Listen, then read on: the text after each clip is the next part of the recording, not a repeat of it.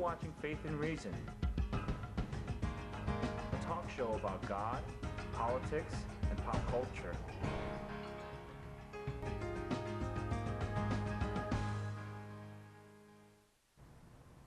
Welcome to Faith and Reason, a program that looks at a variety of topics from a Christian point of view. Again, my name is Pastor Rick Spence, pastor of Fort Lee Gospel Church, and with me, Pastor George Crespo from First Baptist Church at Cliffside Park. We've been doing this for a while, and we want to come and tackle a topic today about the issue of pornography in our culture and some of the implications and responses from a Christian point of view. Some would argue that we live in a sexualized culture. There's images of women used to sell all kinds of things, and obviously there's serious pornography, which I believe runs almost comparable to legitimate movie business. There's as much money made in the pornography industry of movies as there is in the Hollywood movies as well.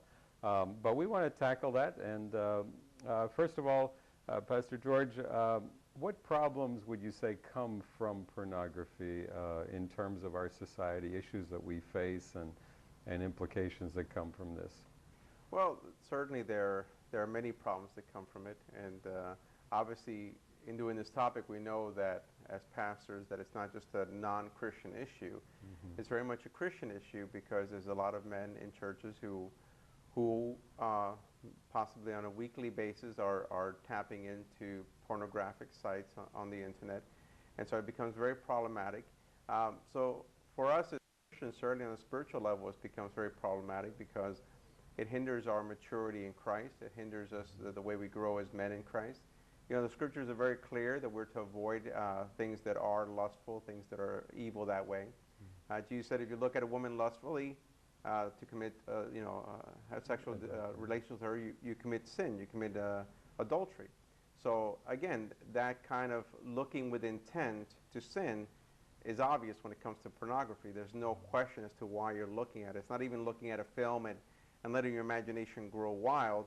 It's actually looking at a film where there's no doubt what they're doing and why they're doing it. Mm-hmm. So in that sense, it hinders the individual from growing spiritually. And certainly when we hear that in the Bible, of course, Jesus is not saying that we can't look at a beautiful woman. It's taking that thought further. But porn just obviously takes it all the way. Also, it affects men so far as the issue of how they look at women. A lot of men who get addicted to porn, and they have real issues when it comes to intimacy. Mm-hmm. They have real issues when it comes to relationships because they look at women as objects. And obviously they're comparing their experience to the experience of what they see on the tube, whatever it is. And so they very much dehumanize women. And women no longer are a creature created in the image of God that you have a relationship with. It's just someone that you're using to gratify some sexual fantasy of yours. Yeah. I mean, as you're talking, and I guess there's a lot of different ways we can take this, but to begin with, wouldn't it seem that feminists would have a problem with pornography and the women's movement? And in one sense, you'd think that this would be one of their key issues, but I don't hear too much about that. I mean, is that fair? I know you did more the reading on it and looking into this topic. You know, when I was younger, I do recall that feminists made a big deal about it. Mm-hmm. And I remember many times when I was in New York and I'd be walking and I would see these booths and stuff like that where feminists were attacking it and saying this is wrong. But I think maybe in part they've kind of backed away from it because women are also heavily looking into pornography. Mm. You know, 1/3 of the people who tap into the internet's websites to watch porn are women. Mm. So it's just not a man issue anymore, it's a woman issue also.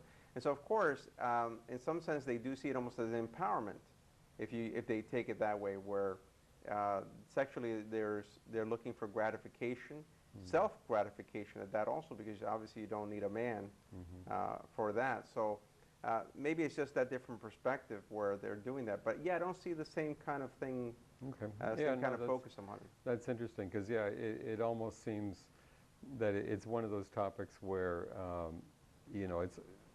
you seem like there's common ground between the church and a Christian perspective, which is obviously opposed to the objectification of women and the issues that come from pornography, the destructiveness of it. And then you'd say, well, the feminist issue, you know, they're fighting for equal pay, equal rights, and if you're, you know, if a woman's going to walk down a street in a skirt and guys are going to do catcalls, I mean, that doesn't seem very empowering to women. Well, there is a movie that just came out recently, the Don Juan movie, and I've not seen it, and you should not see it. And definitely, I heard there's a lot of graphic stuff in there. But seeing clippings from it, the woman who plays the love interest of this young man is a woman who obviously sees it as something disgusting, horrible, objectifying women, treating them as objects. And in a case in point, here's a young man who's struggling because he's trying to have a healthy relationship with this beautiful woman, but he can't because he has other relationship going on with porn. So again, I think it's a very honest way of viewing it, and you see that it's not just a Christian thing. It's here is people in a pagan environment realizing there's something wrong, that this person can't have a normal relationship with a young woman. He turned to this stuff. Yeah. No, it's a big issue in the culture, and certainly we live in a culture that only a couple of years ago went from the majority of households are now led by single people, not married people. And as more and more people are single, then pornography becomes a part of the equation, because not all single people are out, you know, with multiple partners or in a regular relationship, and so therefore, you know, pornography fills a gap for too many people, and that's a sad part of our reality.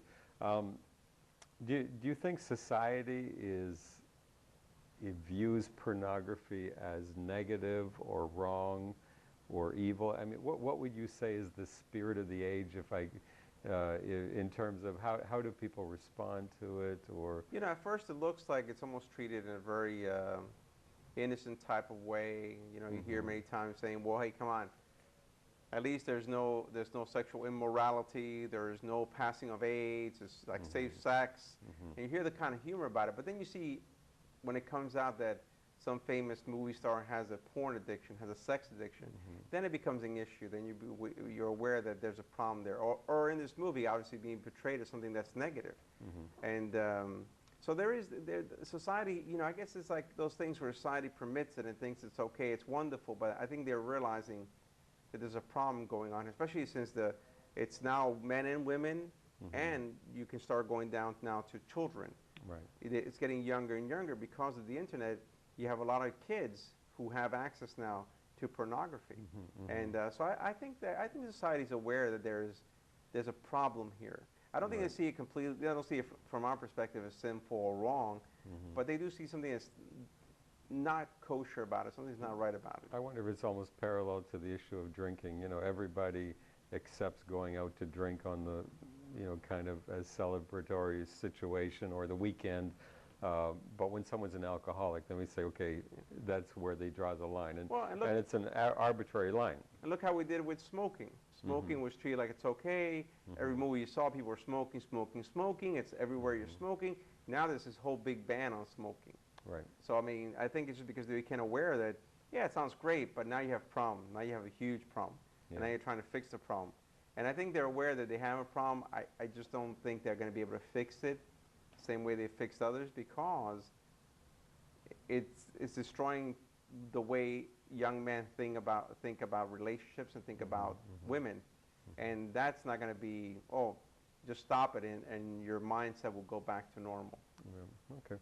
Well, you made allusions to it, but the internet has changed this conversation in many ways. How would you say, you know, access to pornography through the internet has made a difference on this topic?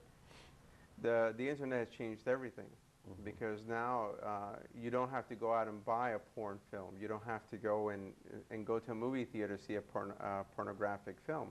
You just go into the internet, and you can go to any website or do whatever you want to, or rent movies through there in ways where nobody else knows about it. So it's that kind of easy access. I mean, before you would hear people saying things like, oh, you know, when I was young, you know, I went to somebody's home, they had pornographic material, or, you know, when HBO became available, Cinemax, stuff like that, they saw pornographic things that way. But now they don't have to. Right now, you know, you can just go on the internet and you can watch it, and no one knows that you're watching it. Right. You know, no one's tracking that. No one's going to know that, hey, you know, you're a deacon or you're a pastor or you're whoever, and you have a problem with this. So it has become much more pervasive. Yeah, yeah, clearly. I've even noticed one of the changes for positive is that it used to be you go to 7-Eleven or to a convenience store and there'd be images, there'd be magazines that would be for sale. Yeah. That seems to have, you know, I don't know if you'd say it's gone away, but it's just not as prevalent. Yeah, but it's gone underground then. It's gone underground. Which is worse, because now it's something that it's not visible, but it is dominant. Yeah. You know, I saw a stat that said that if you take per household, per person in America, 5 times going into the internet every single day, means that it's like if you took every person in the United States, it's almost like they're clicking into porn 5 times a day. Now, obviously, it's not everybody in America. So no. So you can imagine some people just lot. clicking and clicking and clicking. Yeah. So they're going from one porn site to another, downloading, doing that. And of course, it's gone to even more deviant behavior where people are child pornography and stuff like that. But yeah, it's all there. It's like it's accessible. It's accessible, and a lot of these people who have problem with this, they all state, you know, the cases that I read, they all started young, between 9 and 12 years old, exposed to pornography, then experimenting more with it. Then, of course, when it became easy through the internet to have it, you know, it became almost like a substitute for a relationship. You're so busy with your career, so busy with this, with that. Yeah, That's it. And of course, we know that masturbation produces a chemical reaction that makes the body feel good. And so, of course, that's why, you know, it's another reason people do it, because they realize what it creates within them. Porn and youth, did you do some reading? I mean, we're now, there's now a generation of young people who are, you know, are very familiar with the internet, and I think I read somewhere that there's been more exposure of this young generation to pornography because of the internet, because of easy because access is easier. And certainly, you know, as a parent, you know, my kids are late teens now, but it's, when they're younger, you worked hard to protect them from, you know, making wrong turns on the internet, so to speak. And certainly it's still, what are some of the issues of youth and pornography right now in terms of just, you know, kids growing up with it? Well, it's just gotten worse. It's just, again, when you were young, you may have had to go in search of pornography. You know, when I was a kid, it was a question of trying to find that magazine or trying to get some guy who knew my mom or something to pass some material to me. Today, a kid doesn't need that. Right. A kid just goes straight into the internet and they watch whatever they want to watch. And again, a child doesn't know what it's doing to their mind and what's it doing to their lifestyle. You know, they're just thinking it's fun. Right. And all the cases I read, the kids were at first repulsed by it. But of course, the intriguing aspect brought them back, and before you know it, they were hooked on it. Yep. So yeah, it's gotten much worse. And I think that when we talk about the next generation, I think it's going to be much harder than it is. It's going to be more difficult to deal with their problems than it is right now, because we're talking about a whole generation that is living on the internet. Listen, you've been watching Faith and Reason. We're talking about a difficult topic, and that's the issue of pornography in our culture. We're going to get to some of the ways of dealing with the issue. We're going to take a quick break, take a look at our church first, and then we'll talk about First Baptist as well. So hang in there. We'll continue the topic in a moment.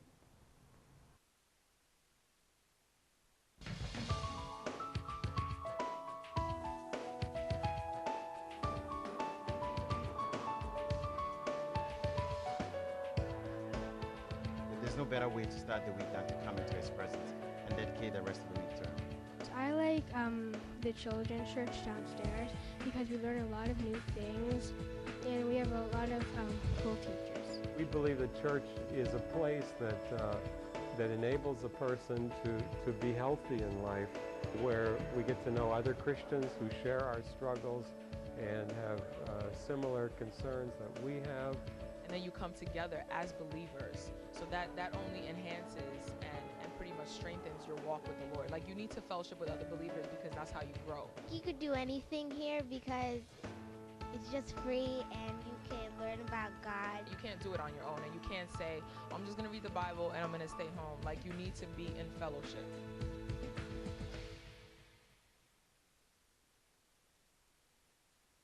There's a clip on Fort Lee Gospel Church. Again, we welcome you to join us anytime, but also First Baptist, the two churches have worked together in doing this program. Tell us a bit about it, Pastor George. I'm from First Baptist Church, Cliffside Park, which is 7 Anderson Avenue. Our service is Sunday at 10 a.m. We have Sunday school, followed by the 11 a.m. Worship service. Wednesday night, we have a prayer meeting at 7:30 p.m. where we also study the Word of God. We have a website, firstbaptistcp.org, where you can get information about our church as well as listen to sermons. We've been tackling the topic of pornography, its pervasiveness in our society, just the easy access through the internet. Maybe we should work on some solutions. We probably, first of all, there's the aspect of protecting our children growing up in this society. There are filters you can put on your computer. There's different ways of responding to that. But there's also the issue of, somebody watching today is either struggling with pornography for themselves, maybe they're even a wife who knows their husband has issues. What are some ways that we can help somebody or we can help ourselves in terms of dealing with this issue? Well, I think first of all, you mentioned the filters, which is very good. But first of all, I think a person has to admit they have a problem. Just like, just like the AA type meetings where you have to admit that you have a problem. If you don't admit that and you're not really ready to seek help, no one can help you. And so that's the first step. And then you have to really build a relationship of accountability. Many of these places that are helping people will tell them that they need to have someone that they're responsible to. Now that can go further, and this is where I found it very intriguing. They actually have programs you can go to on, there's a website called xxxchurch.com where you can actually tap into that, and you can actually sign up in a way where, let's say for example, I'm struggling with pornography and I want to be accountable to you. There'll be a way of connecting our computers that if I tap into pornography, you will get a message that lets you know that I've done this. And then you can hold me accountable. So I mean, because it's not just a weekly report. Yeah, because that kind of thing, I can just get away with saying, "Oh no, Rick, I haven't looked at it. I'm doing fine," and all the while I'm struggling with it.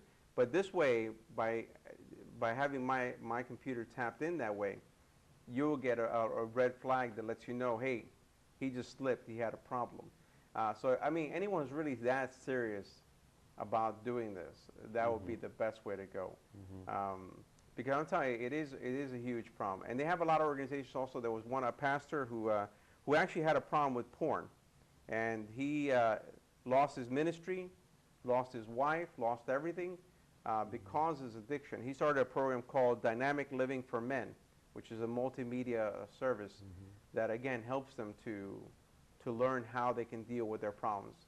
Because again, the problem is just so pervasive that he realizes there's got to be something beyond even the church, because the church really is not as equipped as it should be to deal with this problem. Right. But I would say the best thing is admit it and accountability. If you make yourself accountable through that kind of strict sense, great. And if you really have a problem with porn to a point where you cannot control yourself, then you might think of how do you live without a computer, which some men actually chose to just altogether, they got rid of all computer, all things. And they just had to be honest when somebody said, "Oh, let me send you an email." They said, "Well, I can't." And it just made them that much more accountable. No. I think, and I think both of us in ministry, it's hard not to be in ministry and not eventually talk to some men, or I don't think I've had a conversation with women about this, but some men who struggled, and usually it's best men with men, women with women in that sense. Good point. That's important. Yeah, it's important. It's hard to share that. Have either a woman counselor. Usually, women don't quite get the way men think, and vice versa. But But that's just for an accountability sense. Yeah, but not same even thing. that. You don't want to go in a situation where you're actually telling your pornographic problems to a woman. Right. Especially Because- if she's not your wife. Because and you are then married, yes. you're going into issues of temptation on another level. Right, right. Where you're That sharing creates very trouble. intimate issues about your life with someone who you don't want to build that kind of connection with. And same thing with a woman. Yeah. And I'm with you 100%. And from some of my experiences in having conversations and some counseling along the way, you know, you're absolutely right. It's the accountability factor, and knowing that somebody else is either going to find out about whatever the person's doing, or else at least have that report. Someone to ask the hard questions. Very important. Would add one other small thing, and that's it's been helpful in some circles to say, to break an addiction, whether it be pornography, whether it be something else that's an addictive kind of issue in our life, fasting is a wonderful thing. You know, fasting food is a way of almost creating a self-discipline. As you deny your body natural food, you know, maybe it's a 24 hours drinking water only, whatever it might be. But fasting is one of those spiritual disciplines, and it's other religions practice it in other forms as well. It's a very common discipline in various religious traditions. Jews fast, obviously, you know, Hindus, Muslims fast. But in Christian tradition, it's to fast. It has a way of breaking things that hold us, and I know that's a general answer to what can be a problem of pornography addiction, but also can speak to other areas of addictive behavior. Matter of fact, I think that's one of the best things that someone's got: a drug addiction, alcohol addiction, whatever, trying to break smoking habit, go to fasting. And I think that's, again, not broadly talked about, but it's a good insight.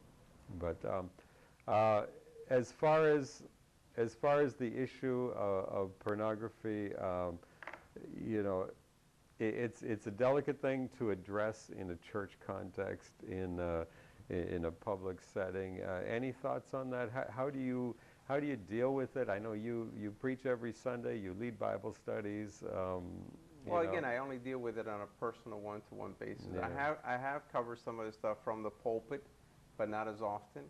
People are always uncomfortable when you mention things like pornography or sex or masturbation.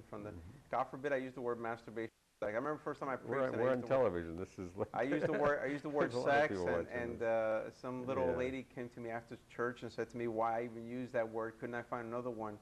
And I was For like, sex. I had a hard time. You know, I said intercourse doesn't work. Yeah, But yeah, it is a problem. And again, because it is viewed as such a horrible sin, I think it's difficult for men to confess and to come out and admit they have a problem.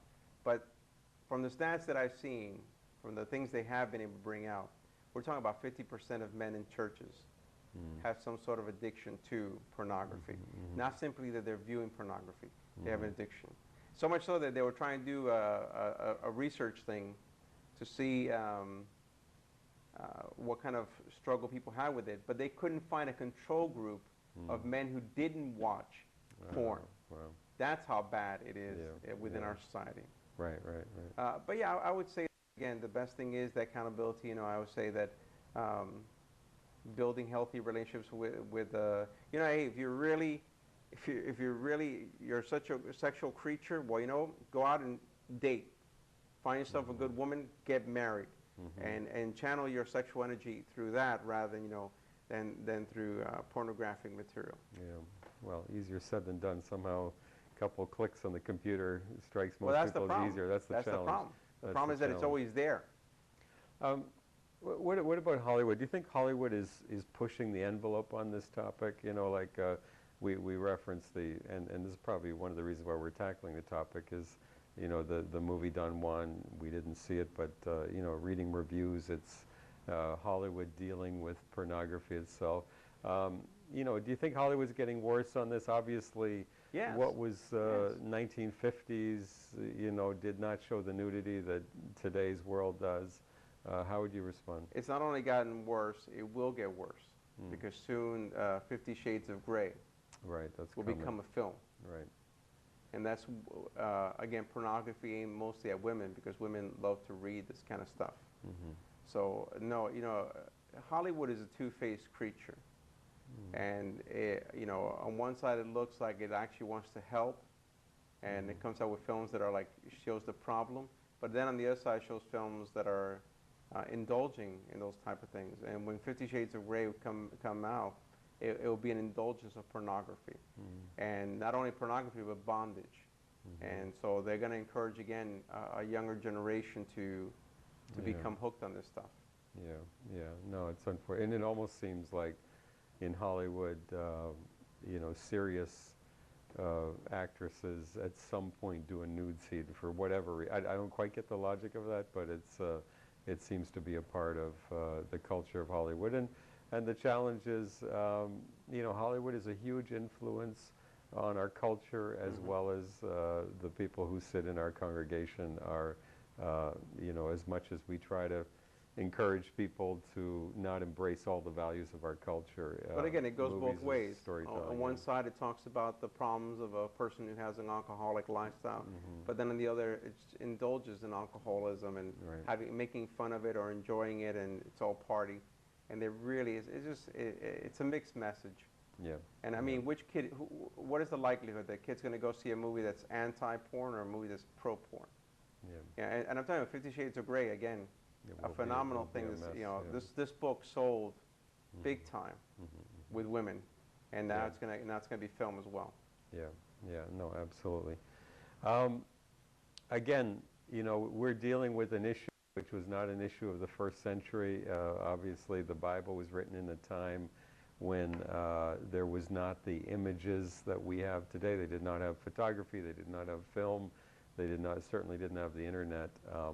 And yet there are some principles, as you mentioned. Maybe we'll just, you know, come back to that. We have a minute or so left. Issue of, you know, Jesus said, you know, to look on a woman with lust is committing adultery of the heart. And there's issues of how we treat one another. Anything else you want to add? Paul tells us flee immorality. Right. If you burn, get married. I mean, this is, again, even though back then they didn't have pornography like today, they still have pornography. And what they didn't have for pictures, they would have for drawings. And there would be drawings in different places that were pornographic and places where people can go into this stuff. So Paul was aware of the filth. There was the Roman bathhouses and all of that. It was horrible. It was just as filthy, just in different ways. And it was still extremely pornographic. And of course, Paul encouraging us to whatever is good, whatever is beautiful, whatever is you know, glorious, to ponder and to think on those things. Philippians 4:8. Right. No, absolutely. Yeah, you know, and again, the positive side of all of this is as people are able to live, you know, in purity, we're able to have healthier relationships, men and women able to, you know, as the Bible says, treat you know, young women as sisters or daughters or nieces or whatever the language you want to use, older women with respect, and men and women getting along together in a healthy way. We would be a much better society as we dealt with those issues. Any last thought, and we're going to wrap it up here. No, again, that it is a problem, and I think that men have to be more honest. And if they really want to beat this, they just have to become accountable. Okay. Listen, I trust that there's been something beneficial. Thanks for watching. We'll see you next time.